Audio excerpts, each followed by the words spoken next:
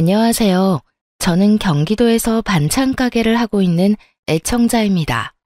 지금도 가게에서 열심히 사연들을 들으며 제 사연을 끄적이고 있는데요. 정말 들으면 들을수록 기가 막힌 사연들이 많더라고요. 세상은 넓고 여러 종류의 사람이 있다지만 어쩜 그렇게도 다양하고 파렴치한 사람들이 많은 건지 들을 때마다 놀라곤 합니다. 물론 저에게도 그런 파렴치한 인연이 있긴 했었어요. 그건 바로 다들 예상하다시피 시댁 식구들과 남편이었어요. 전 그런 남편과 이혼을 한 지 8년이 다 되어 가는데요. 제가 어떤 결혼 생활을 했고 어떻게 이혼하게 되었는지 한번 들어보실래요? 저와 남편은 회사에서 만난 사이였어요. 전 고졸 출신인 경리였고 남편은 4년제 대학을 졸업한 회사 직원이었죠. 당시 제 나이 23살, 남편 나이는 31살. 7살 차이의 남편이 남자로 보이지 않았고 그래서 시선조차 주지 않았는데 어느 순간부터 자꾸만 제 옆을 어슬렁거린다 싶더니 어느 날엔 남편이 대뜸 고백을 해오더라고요. 희원 씨, 저 희원 씨 좋아합니다. 저하고 진지하게 만나주시면 안 될까요? 네? 저를요? 전 상우 씨 남자로 본 적이 단 한 번도 없어요. 나이 차이도 그렇고 전 아직 연애하고 싶은 마음이 없는걸요. 그깟 나이 차이 제가 느껴지지 않게 노력할게요. 그리고 연애가 정 싫으시면 저하고 밥 딱 3번만 먹어주세요. 그 뒤에도 제가 싫으시다면 다신 이런 이야기 꺼내지도 않겠습니다. 결국 전 남편과 밥을 3번 먹게 되었고 그 뒤로도 이어진 적극적인 구애에 결국 연애를 시작하게 되었습니다. 연애를 하는 2년 동안 참 좋았습니다. 중학교를 졸업할 무렵 사고로 부모님을 잃고 늘 혼자였던 제게 든든한 내 편이 생긴 기분이 들기도 했어요. 남편은 연애하는 내내 저에게 큰 버팀목이 되어주며 끊임없이 저의 행복을 응원해 주었어요. 그런 남편을 보며 이런 사람이 내 남편이 되면 좋겠다고 생각을 했고 그렇게 저흰 결혼까지 하게 되었어요. 결혼 과정이 순탄하진 않았어요. 시댁에선 고아나 다름없는 제가 반가울 리 없었고 전 그런 시댁의 반응이 당연하다고 생각했으니까요. 아들, 아무리 생각해도 이건 아니다. 아무리 며느리 자리는 좀 낮춰서 데리고 온다고 한들 부모가, 아니, 이건 좀 아니지 않니? 엄마, 그런 말 하지 않기로 했잖아. 그리고 희원이 부모님이 일찍 돌아가신 게 희원이 잘못이야? 그건 어쩔 수 없는 사고였다고 그랬잖아. 보육원에서 자란 것도 아니고 희원이 부모님 희원이 사랑으로 키워주셨고 그래서 그런지 희원이도 따뜻하고 좋은 사람이야. 난 그런 희원이를 사랑하고. 그러니까 엄마도 그런 말로 희원이 상처 주지 마. 내가 많이 사랑하는 사람이야. 아니 이 녀석이. 하여튼 엄마는 이 결혼 좀 더 생각해 봐야겠다. 아무리 생각해도 걸리는 게 한두 가지가 아니야. 네, 알겠습니다. 저 역시 부모님이 반대하시는 결혼은 하고 싶지 않습니다. 부모님이 반대하시는 데엔 이유가 다 있다고 생각하는 주의라 어머님 말씀 잘 알아들었고 염려하시는 일 없도록 하겠습니다. 남편을 사랑하지 않았던 건 아니었어요.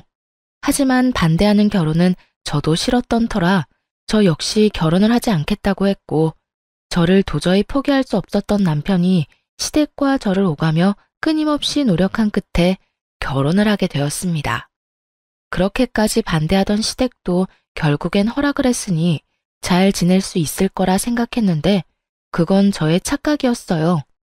결혼을 하고 난 후 시모는 결혼 허락이 무색할 만큼 저를 홀대하기 시작했어요. 처음엔 그 홀대가 참 무섭더라고요. 드디어 저에게도 가족이 생겼다고 생각하며 정말 친부모님처럼 모시고 살고 싶은 마음이 가득했는데 이런 저의 마음과는 달리 저에게 돌아오는 건 모진 홀대였으니까요. 나이가 어려서 애라도 빨리 가질 거라고 생각했더니 그것도 아니고 널 도대체 어디에다 쓴단 말이니? 고아나 다름없어서 보고 배운 것도 없어. 그렇다고 배우기를 많이 배웠나? 고작 고등학교 겨우 졸업해서 회사 격리나 하던 거 며느리로 받았더니 도무지 영 쓸 데가 있어야지. 내 원 너 임신하려는 노력은 하고 있는 거지? 혹시나 하는 말인데 신혼생활 어쩌고 하면서 임신 미루고 있는 거면 당장 쫓겨날 줄 알아?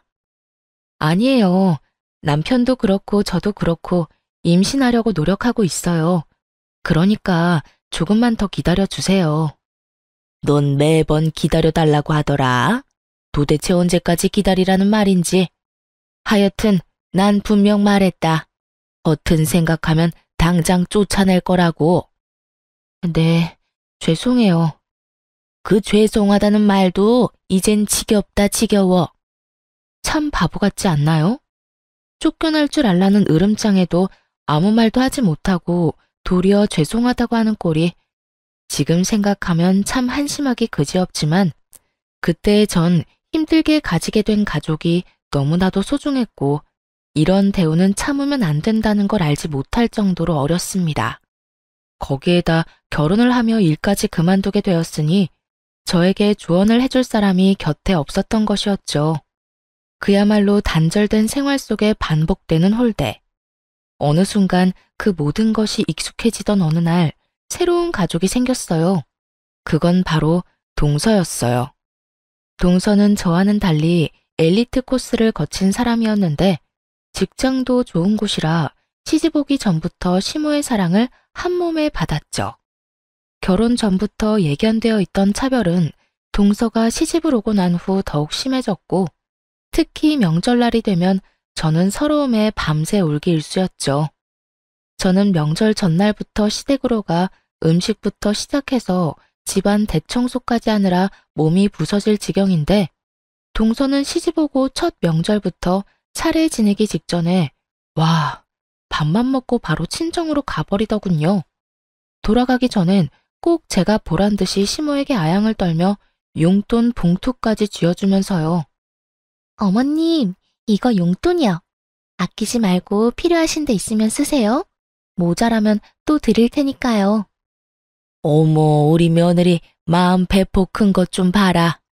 네가 맏며느리 자리로 들어왔어야 했는데 어쩌다 저런 물건이 맏며느리로 들어와서는 내가 저 물건 볼 때마다 한숨만 나온다. 에휴. 에이, 너무 그러지 마세요, 어머님. 그래도 형님이 살림은 잘 하시잖아요. 차례 준비도 그렇고 제사 준비도 그렇고 혼자서 척척 얼마나 잘 해내는데요. 그것도 못하면 그게 여자애야. 그거라도 했으니 아직 안 쫓겨나고 내 아들이랑 살 수 있는 게야. 하긴 그래도 저는 그런 형님 덕 보고 있어요. 형님 덕에 저도 명절, 제사 이런 걱정 없이 회사 생활 마음 편히 하고 있고 회사 생활 잘하니 어머님 용돈도 이렇게 많이 드릴 수 있고요. 그러니까 형님 너무 미워하지 마세요. 사람은 저마다 자기 위치, 자기 할 일이 다 있는 거 아니겠어요? 하긴 또 그렇긴 하지. 우리 바쁜 며느리 집안일이나 시킬 수도 없는 노릇이니 말이다. 우리 둘째는 어쩌면 이렇게 머리도 똑똑한지. 하나부터 열까지 마음에 안 드는 구석이 없다니까. 누구와는 전혀 다르게 말이야. 어찌됐든 얼른 가보거라. 친정에서 기다리겠어. 어차피 갈 거면서 동서는 얄밉게도 제 눈치를 살피더군요. 형님, 제가 먼저 가도 될까요? 하는 눈빛이 아닌 잘 보고 있지? 너랑 나랑은 달라. 받는 대접부터가 이렇게 다르잖니? 이런 의미가 가득 담긴 눈빛으로요. 찰나의 순간 의기양양한 눈빛으로 저를 살피던 동서는 시모에게 마음에도 없는 소리를 하기 시작하더군요. 그냥 가도 될까요? 그래도 설거지라도 하려고 했는데. 설거지는 무슨, 어디 귀한 손에 물을 묻히려고. 그런 건 다 따로 할 사람이 있으니까 그냥 가거라. 쟤는 친정도 없어서 다 정리하고 손님 맞을 거 다 맡고 집에 가도 되니까. 첫째 넌 뭘 보고 서 있니? 얼른 정리하고 다음 손님 맞을 준비해야 할 거 아니니? 둘째, 너도 얼른 가보거라. 남은 명절 잘 보내렴. 네, 어머님. 그러면 저 가볼게요. 뻔히 제가 옆에 있는데도 불구하고 제겐 인사 한마디 없이 가버리는 동서와 그런 동서를 버선발로 배웅하는 시모. 저는 점점 지쳐갔고 그런 지친 저에게 유일한 숨 쉴 곳은 남편이었는데 남편 역시 변해가기 시작하더군요. 아, 힘들다. 역시 우리 집이 최고야. 명절을 무사히 보내고 집에 도착한 제가 한 말은 딱 이 말뿐이었어요. 그런데 남편이 그런 저에게 다짜고짜 소리를 지르며 짜증을 내기 시작했어요. 당신만 힘들어? 나도 힘들어. 왜 당신은 매번 일을 똑바로 못해서 엄마한테 싫은 소리를 듣는 거야? 당신이 그렇게 혼날 때마다 나도 스트레스 받는다고. 알아? 제가 혼이 나든 말든 앉아서 음식 간이나 지적하던 남편놈이 이런 말을 하니 참 진정성이 느껴진다 싶더라고요. 시댁을 나서는 그 순간까지도 하하호호 웃던 놈이 누구인지 남편은 단 하나도 기억나지 않는 듯 하더군요. 기막혀 정말? 당신 지금 그걸 말이라고 하는 거야? 내가 뭘 잘못해서 어머님이 날 혼낸다고 생각해? 어머님은 그냥 내가 숨 쉬는 것 자체가 싫은 분인 건 몰라? 뻔히 다 아는 사람이 왜 짜증이야, 짜증이. 그리고 당신이 힘들면 얼마나 힘들고 스트레스 받으면 얼마나 받는다고. 아깐 입이 귀에 걸려서 하하호호 웃었냐? 정신이 나갔지?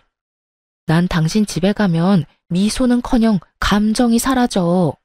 사람을 그렇게 멸시하고 상처 주는데 내가 감정이 남아있겠어? 스트레스? 정작 힘들고 스트레스 받는 사람이 누군데? 불만이 많은가 보다. 그렇게 불만 많으면 진작 엄마한테 그렇게 말하지 그랬어. 우리 집에선 입 꼭 다물고 일만 하더니 내가 미쳤었지. 너 같은 여자가 뭐가 좋다고 애걸복걸하면서 결혼까지 했나 몰라? 재수 씨 좀 봐라. 능력 좋지. 능력 좋으니까 돈 잘 벌지. 자존감 높으니까 똑소리 나지. 무엇보다 엄마가 얼마나 예뻐하냐? 내가 내 발등 찍은 거지 뭐. 누가 할 소린데? 나도 마찬가지야. 당신이 이런 남자인 줄 알았으면 난 결혼은커녕 당신 만나지도 않았다고. 그래? 잘 됐네. 같은 마음이라. 어이가 없더라고요. 싫다는 사람 설득하고 애원해서 결혼한 사람이 누군데 저딴 말이나 해대는 것인지 섭섭한 마음이 들기도 했고요. 그간 남편 하나만을 보며 참았던 전 남편의 모진 냉대 앞에 믿었던 만큼 실망감도 컸고 또 그만큼 오만 정이 떨어져 버렸습니다. 그간 너무 참고 살았던 탓일까요? 아니면 남편을 너무 믿었던 탓일까요? 한번 남편에게 정이 떨어지고 나니 결혼 이후 처음으로 이런 가족은 필요 없다는 생각이 딱 들더라고요. 비로소 정신을 차렸다고나 할까요? 그날 이후 점점 변해가는 남편을 보며 저 역시 이혼을 고민하게 되었고 하루하루 지날수록 이혼에 대해 확신하게 되던 어느 날이었어요. 그저 스트레스로 생리가 미뤄진다 싶더니 임신을 했던 것이었죠. 그렇게 바랄 땐 임신도 되지 않더니 이혼을 하려고 결심이 선 이럴 때 임신이라니. 하지만 그런 생각도 잠시 병원에서 아기의 심장 소리를 듣던 그날 저는 이렇게 생각했어요. 드디어 저에게도 진정한 내 가족이 생겼다고. 내가 이 아이를 지켜야겠다고요. 병원을 나서며 전 아이를 위해 가정을 지키기로 했고 남편 역시 제 임신 소식에 정신을 차린 것인지 다시 노력하는 모습을 보여주기 시작했습니다. 여보, 임신한 게 싫은 건 아니지?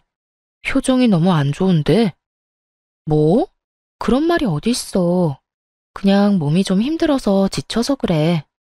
지금도 이렇게 힘든데 만삭 때는 더 많이 힘들겠지? 아무래도 그렇겠지. 여보, 그땐 내가 미안했어. 나는 당신하고 엄마하고 좀 잘 지냈으면 좋겠는데 그게 내 맘처럼 안 되니까 좀 힘들었어. 그런데 시집 온 지 얼마 안 된 재수 씨는 엄마랑 사이좋게 잘 지내니까 그게 부러우면서도 짜증이 나서 괜히 당신한테 화풀이 했어. 당신은 잘못한 것도 없는데 당신 탓으로 돌리기도 했고. 미안해. 앞으로는 그런 못난 생각하지 않고 당신하고 우리 아기 지켜줄게. 그 말 정말이지? 이번엔 정말 나 지켜줄 거지? 정말이야. 내가 앞으로 변하도록 노력할게. 그래, 그렇게 말해줘서 고마워. 당신이 노력하는 만큼 나도 노력할 테니까 우리 잘 살자. 우리 아기 잘 키워보자. 알겠지? 여보. 남편은 이렇듯 저의 마음을 달래주며 변한 모습을 보여주기 시작했고, 그런 모습을 보며 전 다시 한번 잘 살아보기로 결심했고요. 저의 임신 소식은 시댁에도 전해지게 되었고, 시댁에서도 기뻐해 주시더라고요. 아가, 고생했다, 고생했어. 그동안 아기가 안 생겨서 얼마나 걱정했는데, 이렇게 떡하니 임신을 다 하고, 앞으로 몸 조심해야 한다. 알겠지? 네, 어머님, 감사해요. 시모의 다정한 목소리를 처음 들었다면 여러분은 믿으실까요? 저는 이날을 아직도 잊지 못합니다. 다정하게 아가라고 하며 몸 조심하라고 하던 당부까지도요. 그렇게나 행복했는데 그 행복도 길진 않더라고요. 커리어 때문에 임신은 될 수 있으면 미룬다는 동서가 제 임신 소식을 듣고 덜컥 임신을 해버렸으니까요. 임신이 그렇게나 쉬운 일이라는 걸 저는 그때 처음 알았네요. 하여튼 동서가 임신을 하며 자연스럽게 임산부로서의 대우는 고스란히 동서에게로 가게 되었고, 동서는 아들, 저는 딸을 낳게 되며 차별은 더욱 심해져만 갔습니다. 저를 무시하는 건 어떻게 해서든 참을 수가 있었지만 제 딸마저 차별당하는 모습을 보며 저는 마치 시한폭탄을 품에 품고 사는 사람처럼 아슬아슬한 날들을 보내고 있었죠. 그러던 어느 날 일이 터지고야 말았습니다. 그 당시 시모의 건강이 조금 좋지 않아 저는 자주 시댁에 들리며 먹거리를 해주곤 했었는데, 그날도 마찬가지로 5살 된 딸과 함께 시댁에 간 날이었어요. 한여름 그 더운 날씨에 땀을 뻘뻘 흘리며 음식을 다 해놓고 나니 동서가 아들을 데리고 시댁으로 들어오더라고요.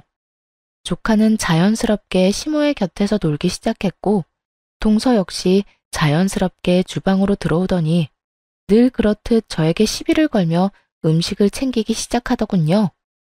어머, 반찬 많이 했네. 나 좀 가지고 가도 되죠? 마음대로 해. 어차피 반찬 가지러 왔으면서 묻기는 왜 물어? 예의상 묻는 거죠. 친정에서 예의를 가장 중시하며 저를 키워주셨거든요. 아, 친정 이야기하면 형님이 좀 서글퍼지려나? 그냥 예의를 중시하며 컸다. 이 정도로 마무리하죠. 하여튼 형님, 다른 건 몰라도 음식 솜씨는 정말 인정이에요. 요즘엔 다른 반찬엔 손도 안 간다니까요? 그래서 하는 말인데 집에서 놀지 말고 반찬 가게라도 해보는 건 어때요? 가게 차릴 돈 없으면 내가 빌려줄 수도 있고요. 아, 이자는 은행 이자만 받을게요, 특별히. 다른 날에도 시비를 걸어오곤 했지만 이날은 무슨 작정이라도 한 사람처럼 돌아가신 부모님까지 들먹이며 싸움을 걸어오는데 정말 도저히 참을 수가 없는 지경이었어요. 그렇게 동서의 시비에 한마디 하려는 순간 거실에서 조카의 울음소리가 들리기 시작했어요. 저와 동서는 동시에 거실로 뛰쳐나갔고 울고 있는 조카를 뒤로 한 채 시모는 제 딸아이의 팔을 잡고 얼굴에 손가락질을 하며 고함을 치고 있었어요. 이 계집애가 어디서 귀한 우리 손주를 밀어?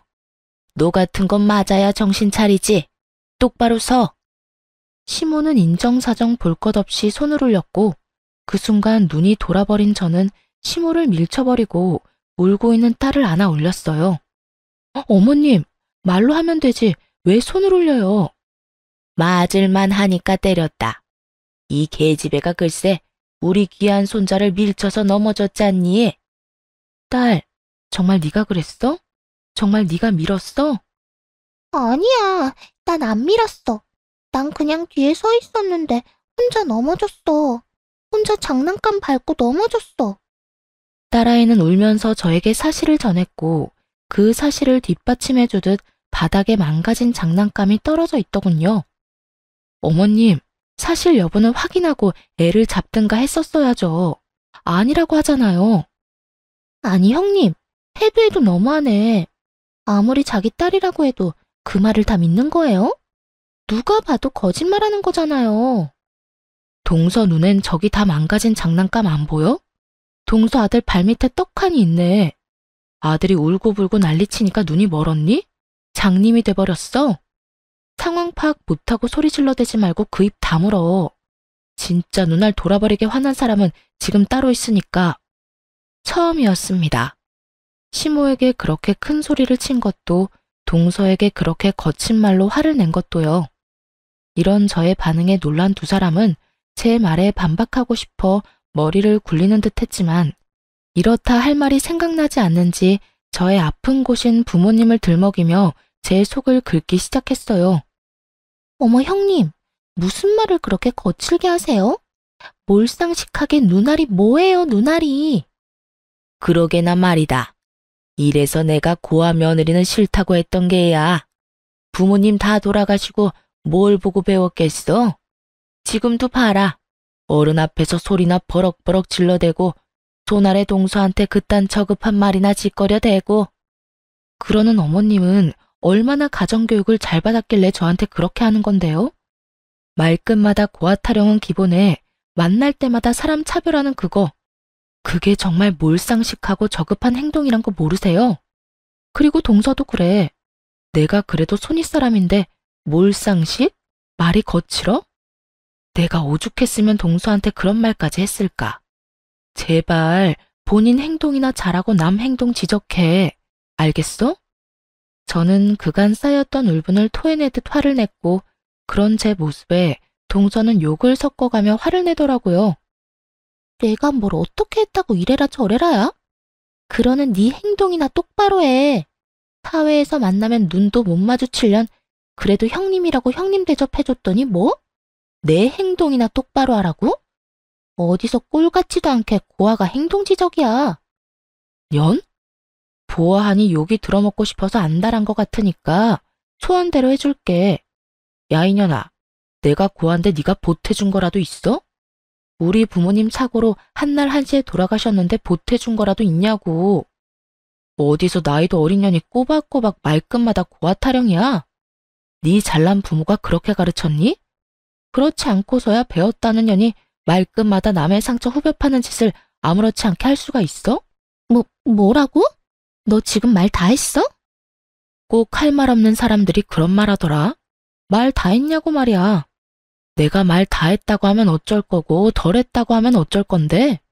뭐 어떻게 하지도 못할 거면서 묻기는 왜 물어? 시간 엄청 많은가 보지? 뭐야?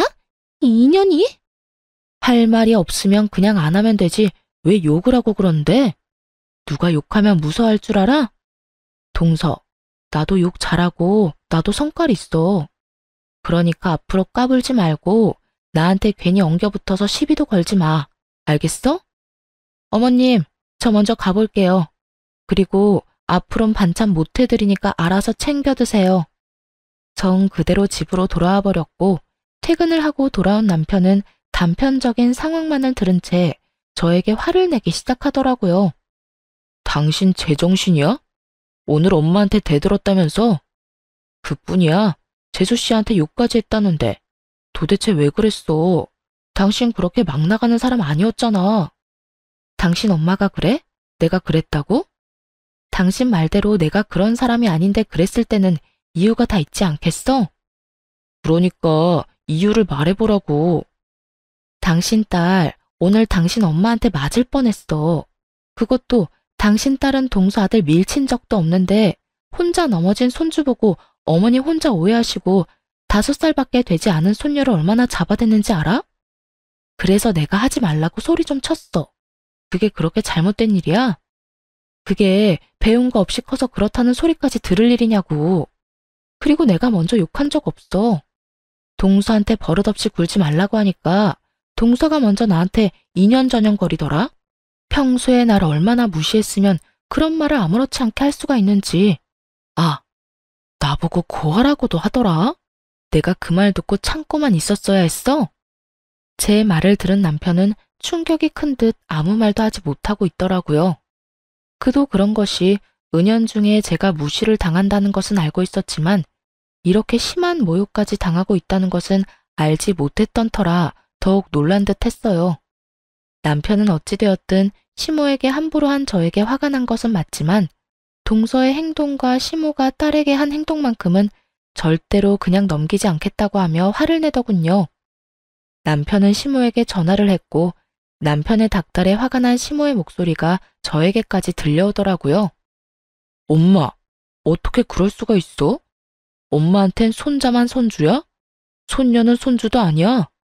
우리 딸이 아니라고 했다며. 우리 딸이 민 거 아니라고 했다는데 어떻게 그 어린애를 무식하게 밀어대? 그래, 그 점은 내가 오해했어.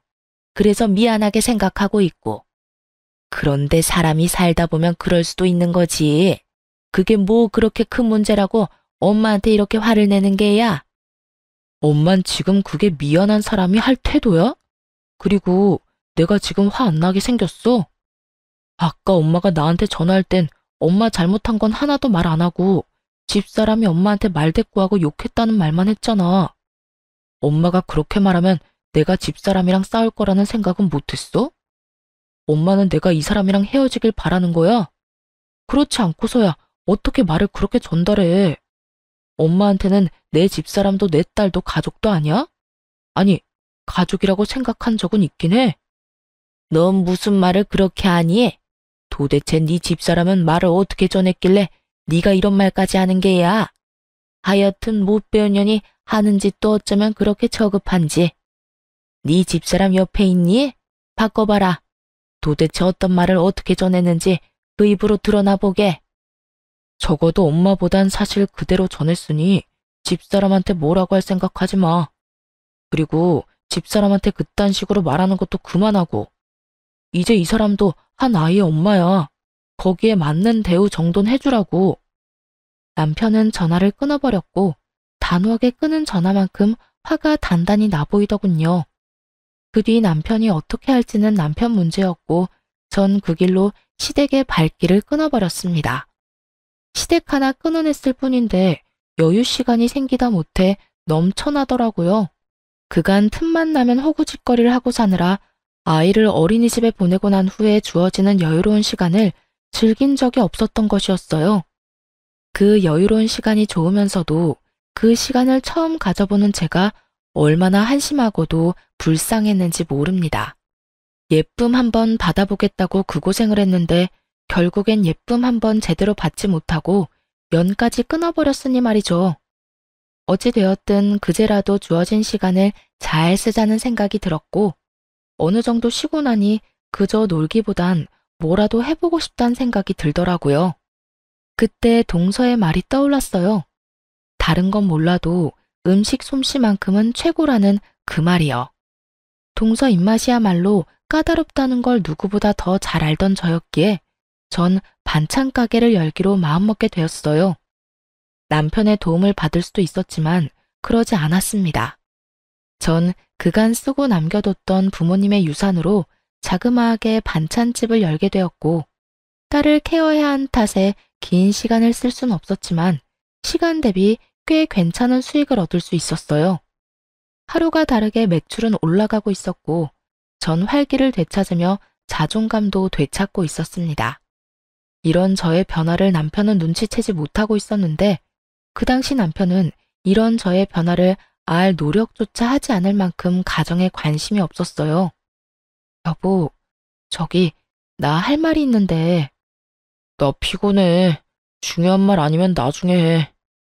늘 이런 식이었던 터라 반찬 가게를 하고 있다는 사실조차 말할 틈이 없던 상황이었죠. 그렇게 비밀로 할 생각도 없던 비밀이 생기는 사이 남편의 행동은 점점 이상해지더군요. 외박을 한다거나 퇴근 시간이 늦어진다거나 하는 일은 없었지만 딸을 대하는 행동이 달라졌달까요? 다른 건 몰라도 딸에게만큼은 진심으로 잘 대하던 남편이었는데 그마저도 소홀해진다 싶더니 어느 순간부턴 딸과 눈조차 마주치지 않는 날들이 길어지더라고요. 저는 직감적으로 남편에게 다른 여자가 생겼음을 알아챘고 저의 예상대로 남편은 다른 사람도 아닌 회사 격리 직원과 바람이 났던 것이었어요. 많이 본 상황에 그저 웃음만 나더라고요. 다른 사람도 아닌 제가 과거에 일하던 그 자리에서 지금 현재 일하고 있는 격리라니 어이가 없기도 하고요. 제가 결정적으로 남편의 외도를 알게 된 것은 편지였어요. 글쎄 상간녀가 40대 유부남 남편을 위해 쓴 편지를 남편의 옷가지에서 발견하게 된 것이었죠. 그중 뇌리에 담긴 구절이 있습니다. 자기야, 우리는 이렇게 사랑하고 애절한데 우리의 사랑을 마음껏 드러내지도 못하는 이 현실이 너무 슬프다. 그저 우리가 조금 늦게 만나고 조금 늦게 깨달은 것뿐인데 그걸 외도라고 손가락질할 사람들이 밉기도 하고 말이야. 사랑이 죄는 아닌데 자기도 그렇게 생각하지? 이 무슨 고귀한 척인지 모르겠더라고요. 네, 사랑은 죄가 아니겠죠. 하지만 불륜은 죄가 되지 않을까요? 이렇게 한 사람 인생을 송두리째 망가뜨리고 나아가 내 딸의 아빠 자리마저 빼앗아가는 것이 불륜인데 어떻게 그걸 죄가 아니라고 할 수 있는 것인지 손편지 귀한 요즘 세상에 편지까지 써주면서 추악한 외도를 풋풋한 연애로 포장하는 두 연놈을 보며 저는 이혼을 결심하며 이만 남편을 놓아주기로 했습니다. 어차피 자식 생각해서 이혼 결혼이었고 여자에게 미쳐서 딸에게마저 소홀한 남편은 저도 필요가 없었으니까요. 증거야 남편 놈의 휴대전화를 통해 차고 넘치게 확보한 상태였고 남편에게 이혼 통보를 하던 날 남편의 반응이 저의 마음을 더 확고하게 해주었어요. 이거 좀 볼래? 이게 다 뭔데? 뭐긴 뭐야. 당신이 다른 여자가 생겼다는 증거들이지. 알아보니 당신 회사 경리더라. 어디서 많이 본 장면 아니야? 내가 그 자리에서 일할 때 당신이 나한테 한 말 나 아직도 기억해.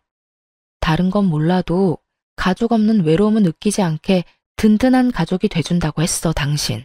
이런 게 든든한 가족인지 미처 몰랐지 뭐야? 도대체 언제부터 알고 있었던 거야? 혹시 내 뒷조사했어? 뒷조사는 무슨. 이 편지 옷에다 넣어두고 안 뺐더라? 이 정도면 그냥 들키고 싶어서 안 달란 거 아니야? 아, 그게 거기 있었어? 어쩐지 아무리 찾아도 없더라고. 아, 다 됐고. 그래서 이혼하자고? 그래, 해, 이혼. 차라리 잘 됐어. 나도 당신이랑 계속 이대로 사는 게 맞나 고민했거든. 이참에 이혼하고 새 출발하지 뭐. 아참, 애는 내가 키운다. 뭐? 네가 뭔데 애를 키워.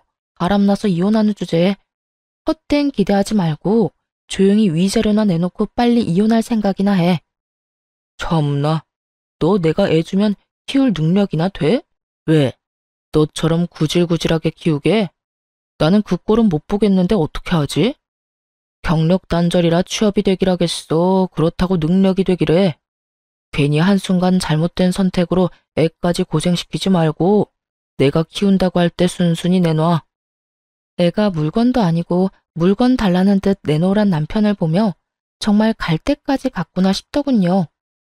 무슨 일이 있어도 딸만큼은 포기할 수 없었던 전 사실 반찬 가게를 하고 있음을 이야기해 주기로 했죠. 그딴 걱정은 하지 마. 당신이 바람 피우면서 정신 못 차리고 다니는 사이에 나 가게 열었어. 반찬 가게. 뭐? 반찬 가게? 무슨 돈이 있어서?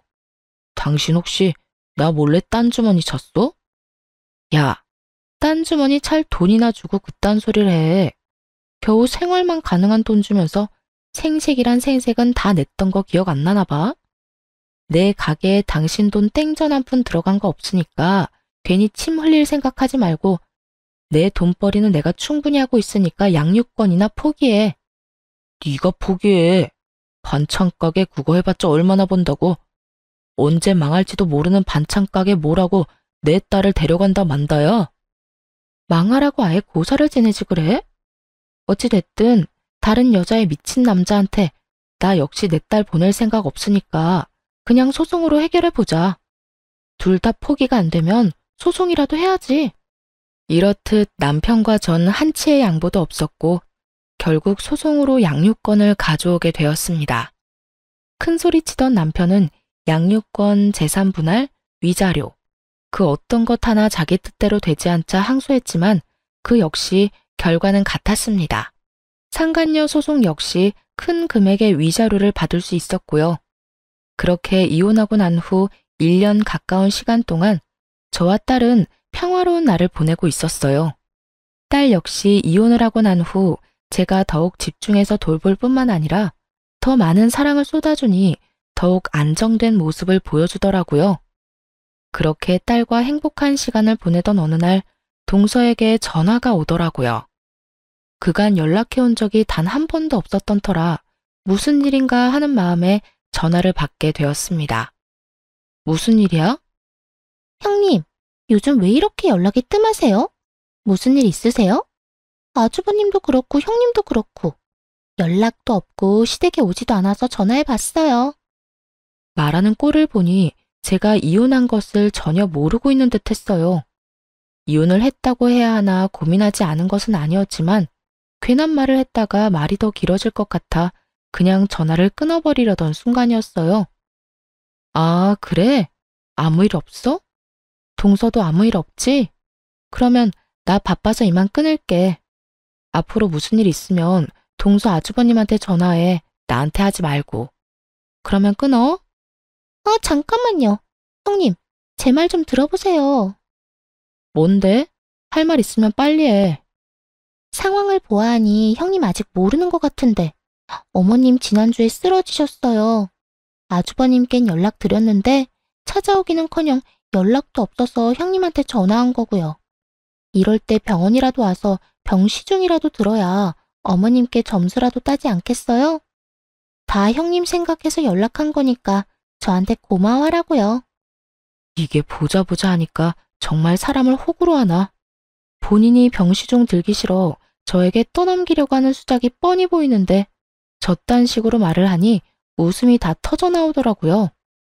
동서는 나를 정말 호구로 생각했구나. 호구라니, 제가 언제요? 지금 하는 꼴이 그렇잖아. 지난 1년 동안 안부 연락 한 통 없다가 어머님 쓰러지시니까 연락해서 뭐? 이럴 때 잘 보이라고? 차라리 솔직하게 동서가 병시중 들기 싫으니까 나한테 도와달라고 부탁이라도 하든가. 이게 뭐야 속보이게? 동서도 참 알만하다. 그래요. 형님이 그렇게까지 말하니까 솔직하게 말할게요. 저 어머님 병시중 들 생각도 없고 들어야 할 필요도 못 느끼겠어요.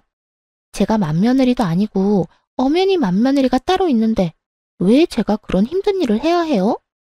그렇게 힘든 일은 능력도 없고 할 일도 없어서 시간이 남아도는 형님이 해야 하는 일 아니냐고요. 제가 누누이 말했었죠? 사람마다 맞는 위치와 해야 할 일이 있다고요. 지금 형님이 해야 할 일은 어머님 시중 드는 일이라고요. 할 일이 없기도 하고 능력도 없는데 거기에다 맏며느리, 딱 형님 일이잖아요. 정말 난년은 난년이다 싶더군요. 그렇지 않고서야 어떻게 저런 얄밉고도 말 같지 않은 말을 사람 말같이 할 수가 있는지 대단하다는 생각이 들었으니까요. 동서는 확신에 찬 목소리로 저에게 호구짓을 강요하고 있었고 전 그런 동서에게 통쾌한 사실을 알려주기로 했습니다. 듣고 보니 다 맞네. 할 일도 없고 능력도 없고 거기에다 맏며느리가 어머님 시중해야 하겠네. 그렇죠? 그렇다니까. 그러니까 당장 내일부터, 아니, 오늘부터 와서 어머님 시중 좀 드세요. 무슨 노인네가 아파서 그런가 얼마나 꼬장꼬장한지 내가 정말 미쳐버리기 직전이라고요. 동서, 나 못 가. 난 이제 그 집 맏며느리 아니거든. 네? 그게 무슨 말이에요? 몰랐나 본데 나 이혼한 지 1년이 다 돼가. 그 빌어먹을 인간이 바람나서 이혼했는데 상황이 이렇게 되고 보니 그 인간이 내 인생 꽃피게 해주려고 바람까지 피워줬나 싶네. 그 덕분에 노인네 병시중은 피할 수 있었으니 말이야. 그 인간한테 감사할 날이 다오네. 정말 그렇지 않나요? 만약 그때 남편이 바람을 피우지 않아 이날 이때껏 살고 있었다면 제가 꼼짝없이 그 병시중을 들어야만 했을 텐데 하필 그 타이밍에 저에게 딱 들켜 이혼을 해버렸으니 말이에요. 그 순간 얼마나 기분이 좋은지 저는 신나게 웃어버렸고 동서는 믿을 수 없다는 듯 고래고래 소리를 지르며 발악을 하더라고요. 지금 웃음이 나요? 지금 이 상황이 웃기냐고. 누구 마음대로 이혼하고 난리야? 바람 피운 게 뭐 대수라고 이혼을 했냐고. 이제 어떻게 해. 꼼짝없이 내가 저 노인네 떠맡게 됐는데 이제 어떻게 하냐고. 지금 일주일 병시중도 끔찍한데 앞으로 어떻게 해? 그 순간이었어요. 동서가 미쳐 날뛰는 소리와 함께 서방님의 목소리가 들려오더라고요. 이게 다 무슨 소리야? 당신 지금 우리 엄마한테 노인네라고 했어? 끔찍! 당신 우리 엄마 시중 드는 게 그렇게 끔찍했어? 아니, 그게 아니라 여보. 내 말은 그게 아니었어. 두 사람이 다투는 소리가 들려왔고 전 전화를 끊어버렸어요. 평소 전시모라면 끔찍하던 전 시동생이니 그 끝은 뻔하지 않겠어요. 그 후론 한동안 조용하다 싶었는데 반년쯤 지났을 때 전 남편에게서 연락이 오더군요. 그 당시까지 남편은 딸아이를 한 번도 보러 오지도 보고 싶다는 말조차 없었지만 혹시나 하는 마음에 연락할 방법은 열어두었던 것이었죠. 아무리 제가 이혼을 했다고 한들 제 마음대로 천륜을 끊을 수 없는 것이기도 했고 딸아이가 아빠가 보고 싶다고 한다면 언제든 만나게 해주고 싶었으니까요. 전 남편의 연락에 저는 오로지 딸을 생각해 전화를 받게 되었고 전 남편은 이러한 제 생각과 기대를 저버리기에 충분한 인간이었습니다. 여보, 잘 지냈어? 우리 딸은 잘 지내지.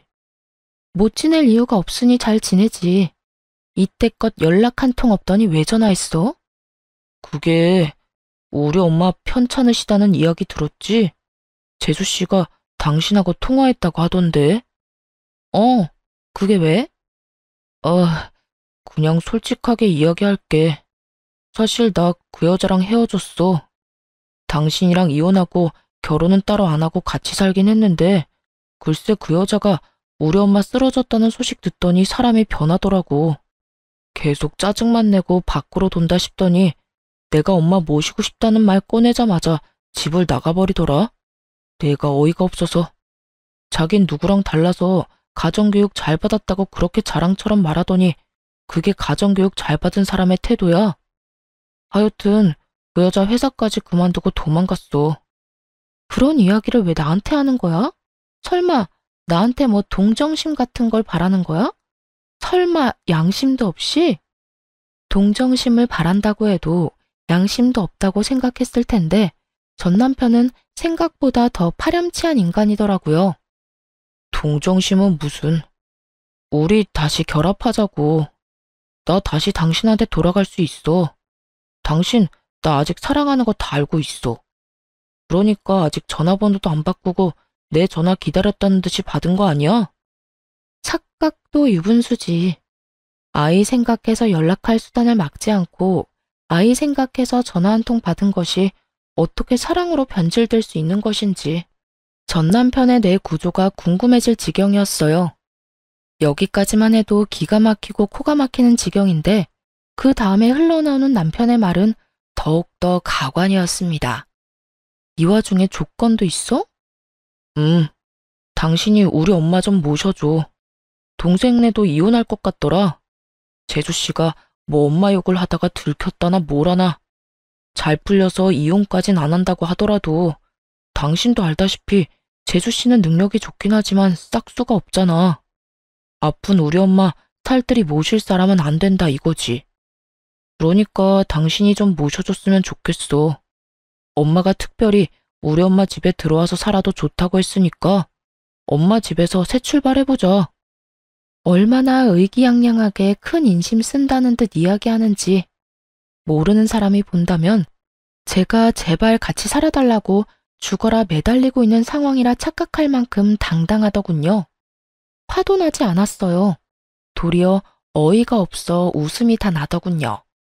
저는 한바탕 크게 웃어주곤 남편에게 이렇게 말해주었습니다. 야, 정신 차려. 머릿속에 얼마나 꽃받치면 그딴 말도 안 되는 생각을 하고 있는 거야? 요즘 드라마 작가라도 하니? 어디서 이상한 막장 결말을 쓰고 있어? 뭐? 너 지금 말 다 했어? 내가 돌아가 준다고 하면 고맙다고 절은 못할 망정 뭐? 정신 차리라고? 나라고 네가 좋아서 돌아간다는 줄 알아? 다 네가 불쌍해서 그런 거야. 부모도 없고 애 혼자 키우는 이혼녀. 누가 봐도 불쌍한 너한테 내가 큰 인심 쓰는 거라고. 야, 이 미친놈아. 그딴 인심 필요도 없거든? 마지막으로 한 번만 말할 테니 잘 들어. 네가 돌아오고자 하는 네 가정은 이제 없어.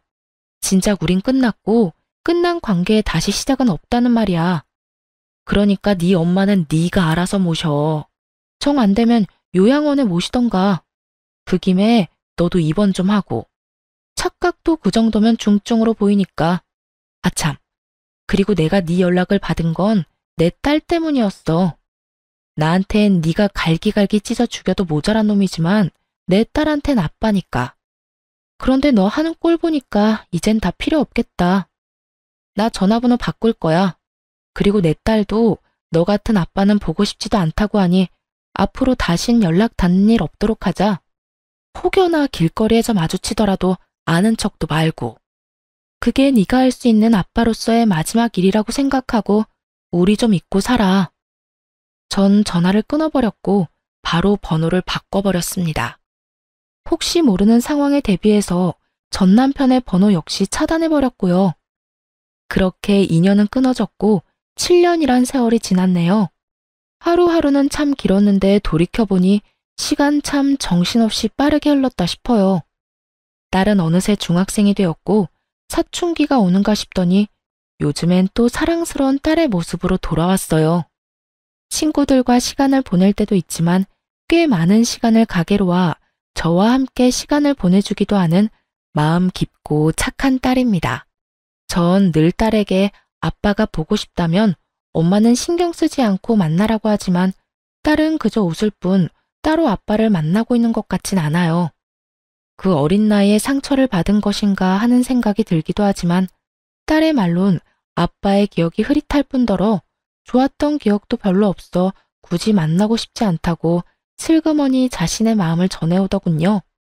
전 그런 딸이 때론 안쓰러울 때도 있지만 그럴수록 딸과 더 많은 시간을 보내려고 노력하며 지내고 있어요.